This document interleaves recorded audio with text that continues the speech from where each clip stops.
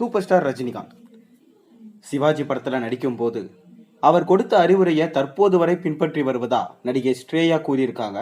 அது என்னன்னு பார்ப்போம். அதுக்கு முன்னாடி நீங்கள் ரஜினி ஃபேனாக இருந்தால் மறக்காம சேனலுக்கு சப்ஸ்கிரைப் பண்ணிட்டு அப்படியே ஒரு லைக் பண்ணிட்டு பெல் ஐக்கனை ப்ரெஸ் பண்ணிட்டு வாங்க வீடியோக்குள்ள போகலாம்.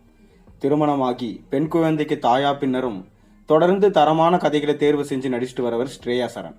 இவர் தற்போது ஷோ டைம் என்கின்ற OTT வெப் தொடரில் நடிச்சு முடிச்சிருக்காரு.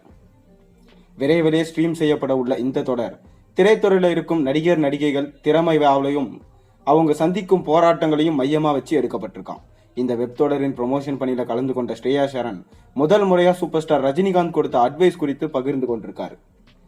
அதாவது இன்ஸ்டன்ட் பாலிவுட் என்கின்ற இணையத்திற்கு அவர் அளித்த பேட்டியில ஸ்ரேயா சரண் என்ன சொல்லியிருக்காருன்னா, ஒரு நடிகையா நான் அறிமுகம் பல பிரச்சனைகளையும் போராட்டங்களையும் சந்திச்சேன்.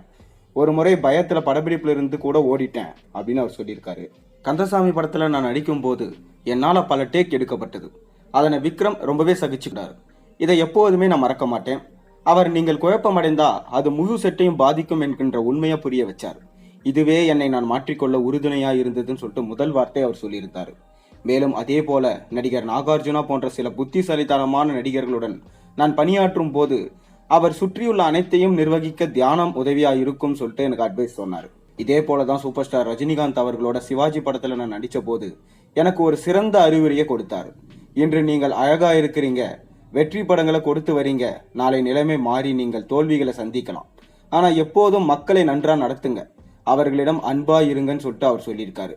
இதை நான் அன்று முதல் இன்று வரை கடைபிடித்து வரேன்னு சொல்லிட்டு ஸ்ரேயா சரண் இப்ப சொல்லியிருக்காரு. ரஜினி இந்த மாதிரி சொன்னது ஆச்சரியப்படத்துக்கு இல்லை. ஏன்னா ரசிகர்களுக்காகவும் மக்களுக்காகவுமே வாழ்ந்து வரவர் ரஜினி. இப்போ கூட ரசிகர்களுக்காக நீர்மோர் பந்தல் மற்றும் தண்ணீர் பந்தல் ஸ்டார்ட் பண்ணியிருக்காரு. அதை தொடர்ந்து மக்களுக்காக பார்த்தீங்கன்னா ஹாஸ்பிட்டல் ஒன்று பிரம்மாண்டமாக கட்ட போகிறார் 12 ஏக்கரில். இந்த மாதிரி பல நன்மையான விஷயங்கள் செய்கிற ரஜினிகாந்துக்கு இது ஒன்றும் பெரிய புகை மாலை கிடையாது. இன்னும் மேலும் ரஜினிகாந்த் அவர்கள் நிறைய பேரை வளர வச்சுட்டு தான் வராரு. இது ஒன்றா உண்மைகள் இப்போ தான் வெளியே வர ஆரம்பிச்சிருக்கு. இன்னும் எத்தனை பேர் இந்த மாதிரி சொல்ல போகிறாங்கன்னு நம்ம பொறுத்திருந்து பார்ப்போம்.